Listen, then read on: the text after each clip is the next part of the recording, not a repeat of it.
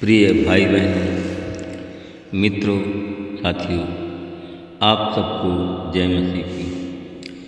साथियों, आज भोर के समय आप सब लोगों का एडी जीसस मिनिस्ट्री चैनल में आप सब लोगों का हार्दिक स्वागत है। मित्रों, मुझे पूरी आशा पूरा विश्वास है कि आप सब लोग अच्छी तरह से होंगे, स्वस्थ और फिट होंगे, सेहतमंद होंगे, क्योंकि परमेश्वर आपके साथ में है।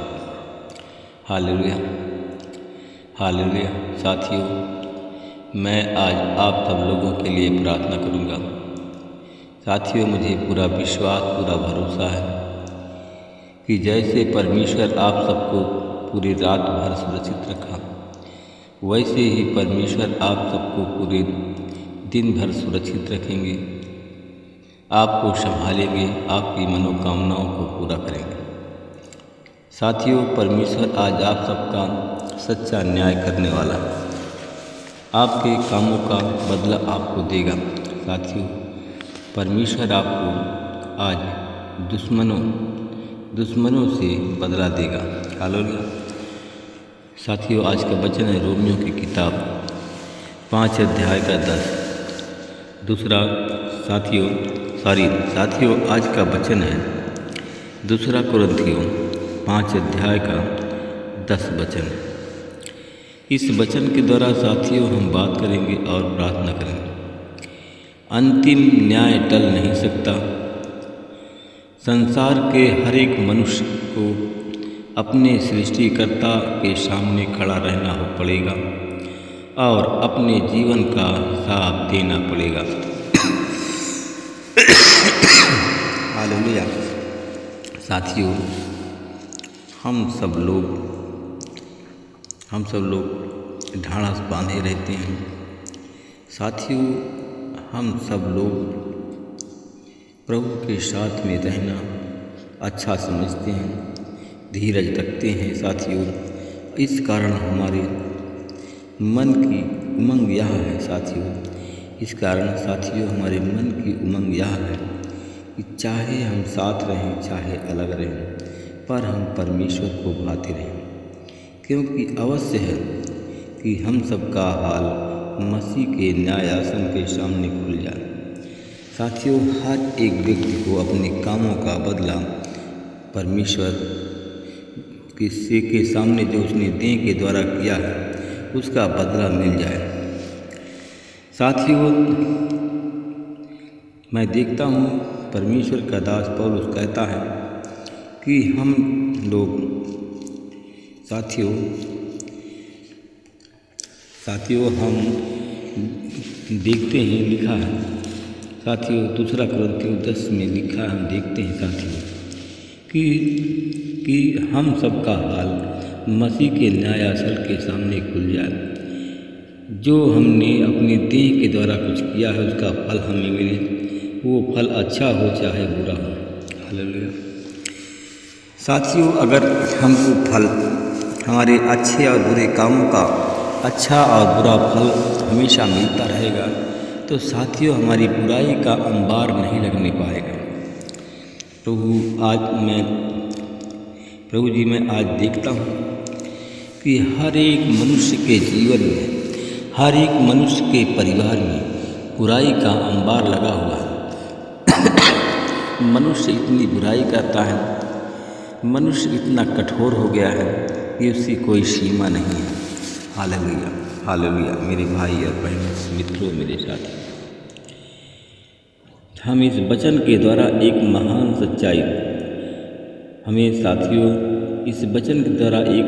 सच्चाई प्रभु यीशु मसीह हमको बताता है, और वो है अंतिम न्याय। साथियों, अंतिम न्याय कौन सा है जो कि मनुष्य टाल नहीं सकता। साथियों, मेरे भाई और बहनों, हमारे देश का अंतिम न्यायालय सुप्रीम कोर्ट माना जाता है। साथियों, सुप्रीम कोर्ट ने न्याय दिया तो खत्म, परंतु सच्चा न्याय सिर्फ परमेश्वर ही कर सकता है और दूसरा कोई नहीं कर सकता। मेरे भाई और बहनों, मित्रों, मेरे साथियों, इस संसार का न्याय करने की जिसकी योग्यता है एक ही है, वो है प्रभु यीशु। इसलिए कि अंतिम न्याय टल नहीं सकता और इस संसार के हर एक मनुष्य को परमेश्वर सृष्टिकर्ता परमेश्वर के सामने खड़ा रहना पड़ेगा और अपने जीवन का हिसाब साथियों देना पड़ेगा। हालेलुया। मेरे भाई और बहनों, मित्रों, मेरे साथियों,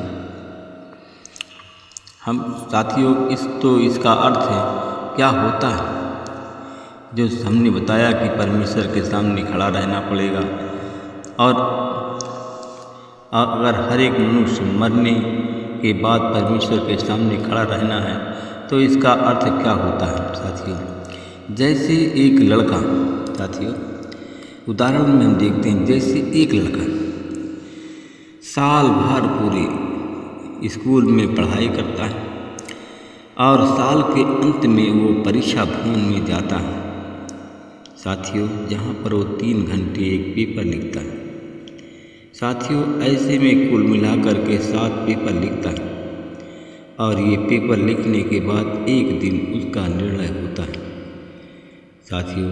तब उसके अध्यापक उसको अंक बताते हैं, परंतु यह सब मिलने के लिए वो 3 घंटे लिखता है साथियों।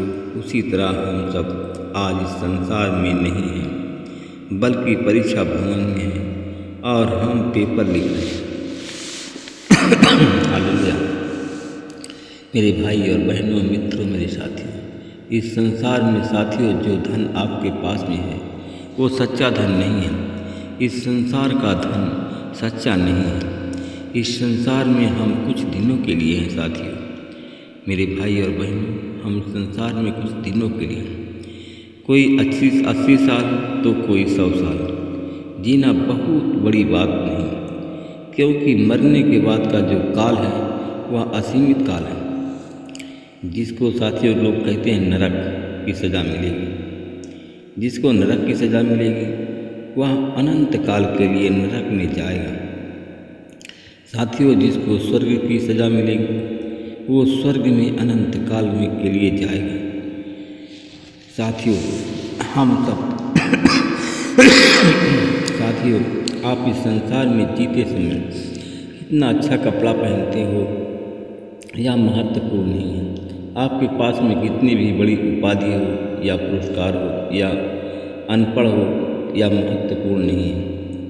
मेरे भाई और बहनों, मित्रों, मेरे साथियों, क्या आप काले हो या गोरे हो, आप ऊंचे हो या नाटे हो साथियों, ये महत्वपूर्ण नहीं है, ये जरूरी नहीं है साथियों। यह सब इस संसार का और ये कुछ पल के लिए साथियों। 60 साल, 70 साल, 80 साल आप इस संसार में हो तब तक यह है, परंतु ध्यान में रखो कि यह परीक्षा का समय है। फैसला होने के बाद में साथियों आप अनंत काल के लिए स्वर्ग में जाओगे या अनंत काल के लिए नरक में जाओगे और कोई भी इसे टाल नहीं सकता साथियों। साथियों, आपका मन जमीन जायदाद में लगा होगा, परंतु यह सब झूठ है और कुछ पल के लिए। परमेश्वर निश्चित क्या देखने वाला परमेश्वर है साथियों। क्या आपने इस संसार में परमेश्वर और मनुष्य पर प्रेम किया? क्या आपने परमेश्वर की आज्ञा का पालन किया? यह परमेश्वर की दृष्टि में महत्वपूर्ण है। हे मेरे भाई और बहनों, साथियों, यीशु मसीह किसी भी समय इस संसार में फिर आ सकते हैं। हे प्रभु, हे मेरे भाई और बहनों, संसार में अपना पूरा मन मत लगा कर जियो।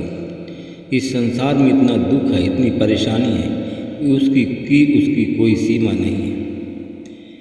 हम संसार को चिपक कर रहते हैं। इस संसार में से विदा लेना साथियों बहुत जरूरी है। साथियों, आइए हम सब लोग मिल कर के प्रार्थना करें। अनुग्रहकारी दयालु पिता परमेश्वर, प्रभु यीशु मसीह में आपका धन्यवाद करते हुए आपके चरणों में गिरा रहा हूँ। हे प्रभु, आप महान सर्वशक्तिमान दयालु दया का सागर, राजाओं के राजा, प्रभु के प्रभु, अनाथों के नाथ, मेरी विनती, मेरी पुकार दुहाई को सुन परमेश्वर पिता। Hallelujah, hallelujah. लीबा खंदा खंदा रबासी वाला।